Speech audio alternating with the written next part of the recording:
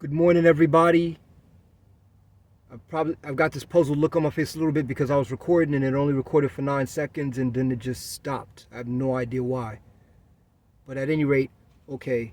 Um, I just want to say before I get into anything, like I've said in the other videos, please excuse where the light gets bright and dark.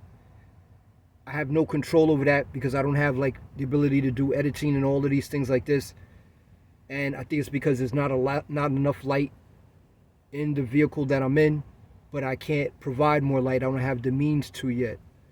Um, so I want to point out also, this video is more so for my purposes than for putting out this information. My purpose is in that, um, because nothing I ever do on any social media ever gets any response from anybody, no matter who I do not say I am or who I say I am or whatever the case is.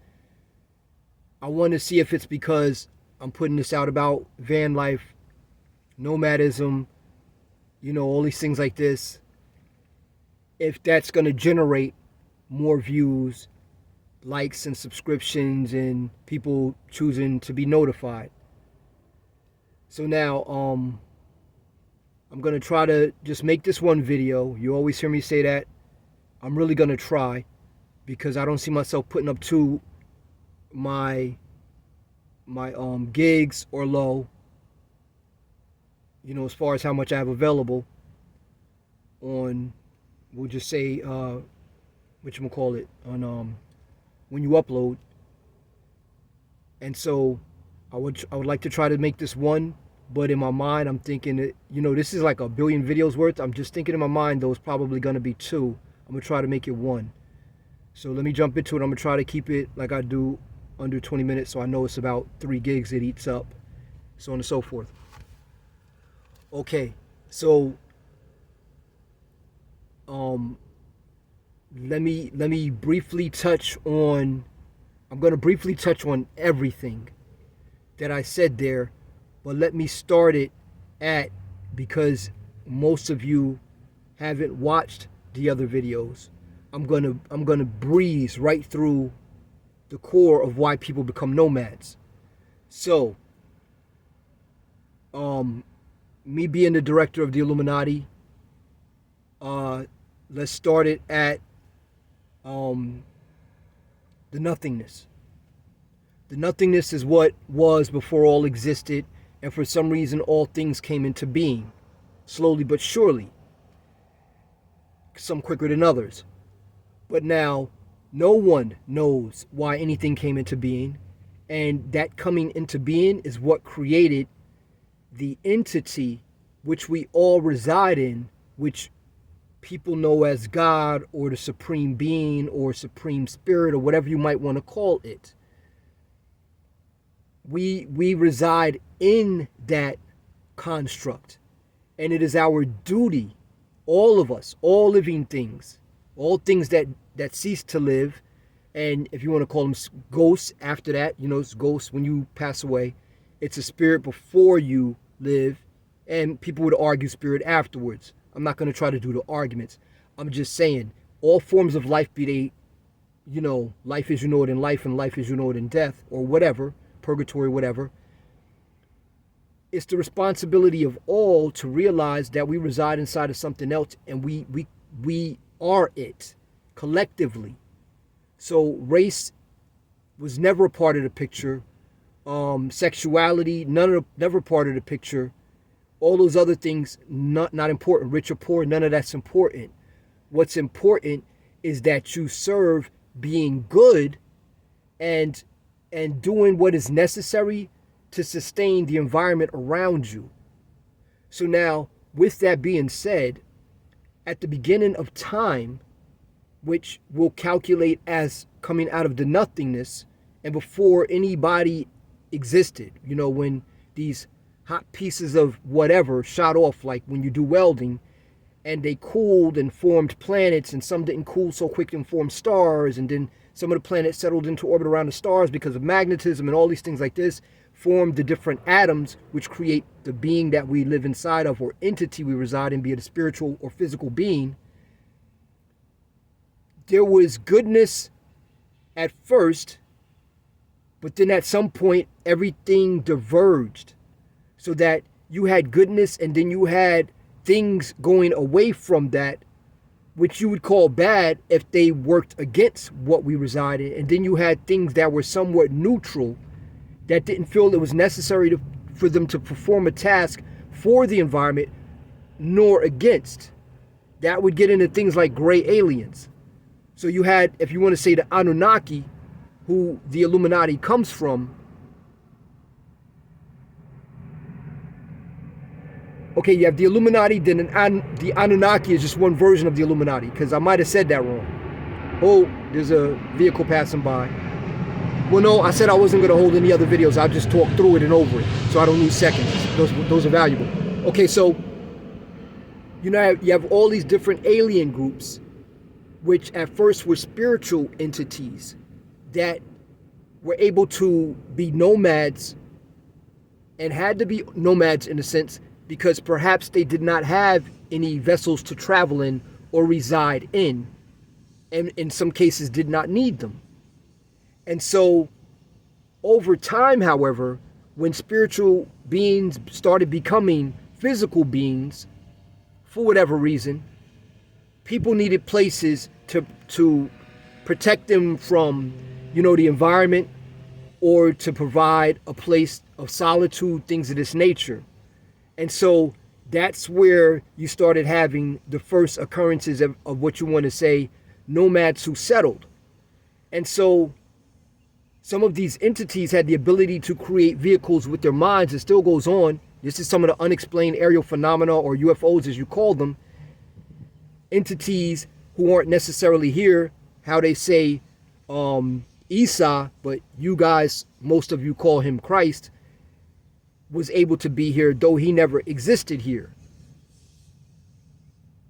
Aliens, or whatever you want to call them, somewhere have the ability to create these vehicles, travel vast distances, or create those vehicles when astral projecting to somewhere else, arriving there, and then finding it necessary to have something there to protect, I guess you would want to say, their astral projected selves. And so that would explain why scientists, I've said it in some of the other stuff I've done on other channels, why scientists aren't able to cut through the metal of a UFO or really back engineer accurately what they find as physical representations of the vehicle, and or quite understand the relationship between that and the entities they may or may not find inside. And so, they explain it away as, oh, well, these are like drones. Well, sometimes it's a mind that you can't see in there, a spiritual mind that's guiding this craft, and you won't see that spiritual mind because you're not meant to, or you don't understand. I always tell people when I talk to people about this stuff, if you want to know stuff, reach out to me. Some stuff, I'm a counterterrorism agent, black operations in the Illuminati. So the stuff I can talk about, the stuff that I cannot talk about, which may or may not be considered like black projects and black operations with different governments. I'm not under any government in no sense, except the Illuminati government. I work for the entity, if you want to call it God, as a spiritual entity. I don't work for mankind or aliens or any of that stuff. So I'm a little bit different when it comes to what I represent in the organization. And like I've said in other things, the Illuminati is not an organization of people or of aliens. It is a force. And you're either on the good side of the force or bad. Sorry if that sounds like a movie you may have, or a couple of movies you may have watched. But that's what this is all about. And so now, understanding nomadism a little bit, let me get into the different forms. Now, water is frequent throughout the universe, omniverse is. And it is a medium by which a lot of entities choose to travel. you can enter water on one world and come out in water on another world. Not going to get into that right now. If you want a video on that, that'll be another time. If I remember, that'll be another time. So now, that's important to know if you as a person decide that you would like to do maybe boat life. Me, I prefer, and we as the Illuminati prefer, submarines. If it's something that cannot fly and be on land and all of that, then submarines.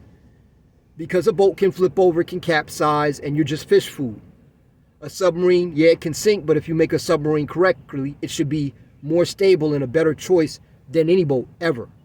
So now, when you deal with space travel, other things come into play. So, for instance, if you do not have the ability as a being to be inside of a vehicle that can go into water on one world and then come out of water on another, meaning go through a water portal, then you would have to use space. And that brings about a whole bunch of complications. Everything from the whole travel to how are you going to get there, repairs in space, food, water, oxygen if you need it, protecting yourself from the forces in space and malevolent entities that you may encounter. And doesn't this sound a lot like bus life, van life, car life, things of that nature? Because yeah, it should. Now, the difference between a space traveling vehicle or water traveling vehicle and car, bus, or anything else on the land is that, you know, these vehicles on land, they use wheels. So basically what you are, like I said in one of the other videos on this channel, is that we are all aliens, and it is not our desire to stay in one place, except that fear keeps us in one place, or relationships where we won't be able to travel with those we are related to in whatever ways because they cannot. This is where you have communities and societies that are rooted. People call it sticks and bricks and whatever, and you have a job somewhere and they go to their job every day, and you have friends and you don't want to be too far away from your friends because they're not going anywhere. They're not on the road with you. So most people spend their entire lives in one area. Now, you could see that as good or bad. I tend to see it as bad in the type of world we live in because it breeds things such as racism. People don't get exposed to what is really going on, at the very least, on this world. There are many, many, many worlds, too many to ever visit in a lifetime. And if you had a UFO and you went to all these different places, you still wouldn't get the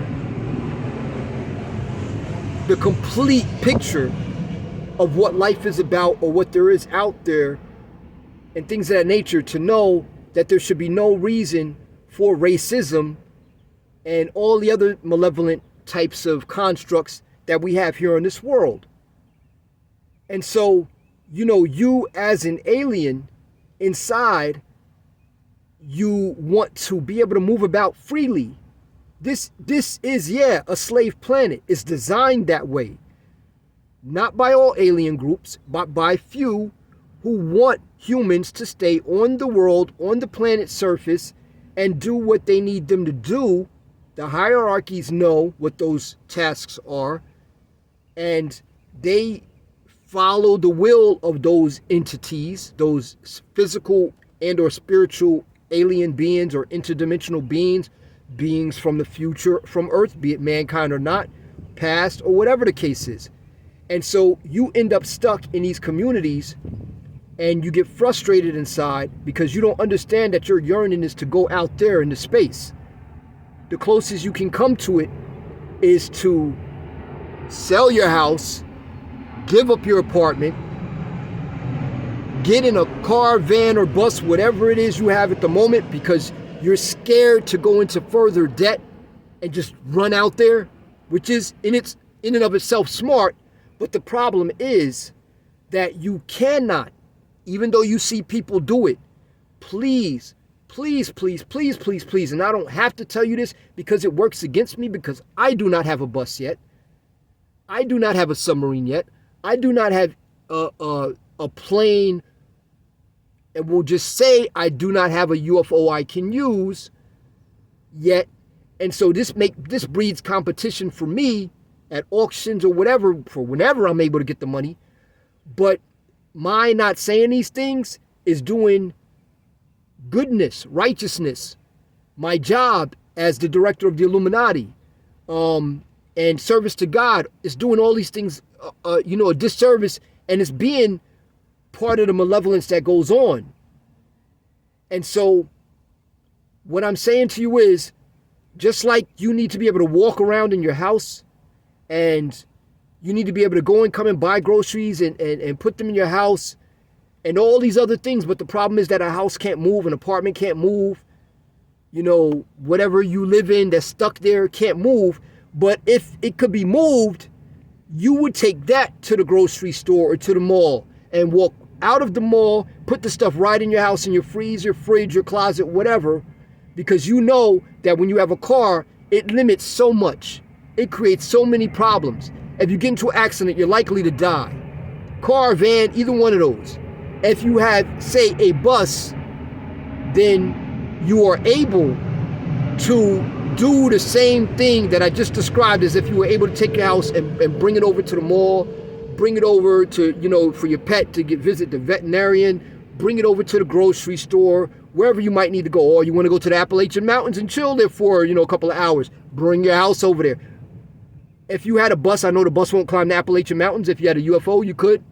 Don't do it in a plane or a helicopter, saying. But these things are more possible. They're better to be done, and the vehicle is more suited when it is a bus, or say one of those moving vans that are box over cab but refrigerated. Walk through, so you can walk from the driver compartment to the passenger and have that as a home.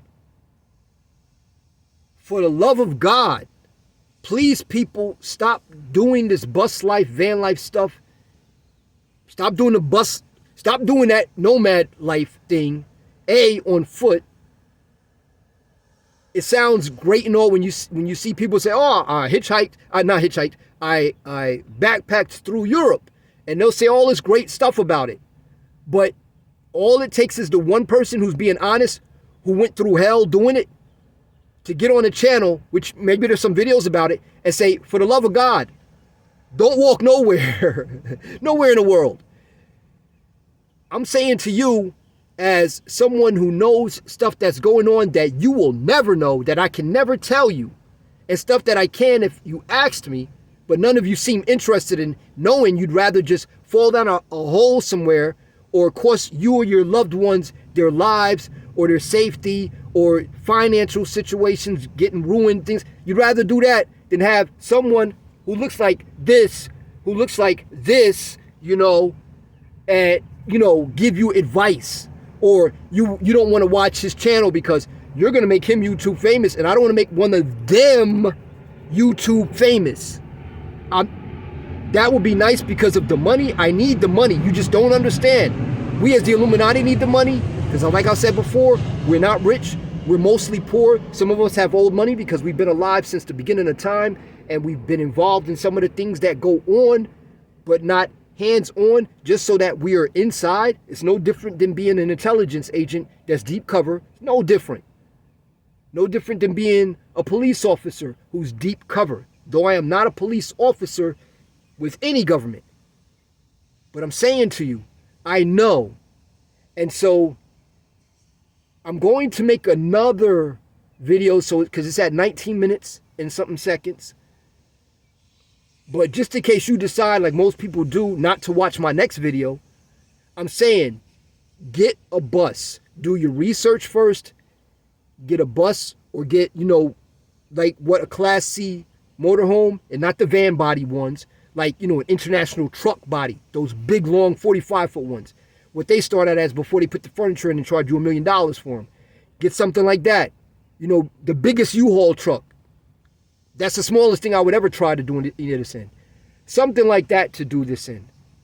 Because otherwise, trust me, somewhere along the lines, you will regret it, and it might cost you way more than what you can pay. So with that said, please watch the next video. I think I'm going to make it now. And stay safe out there. God bless. Have a good day.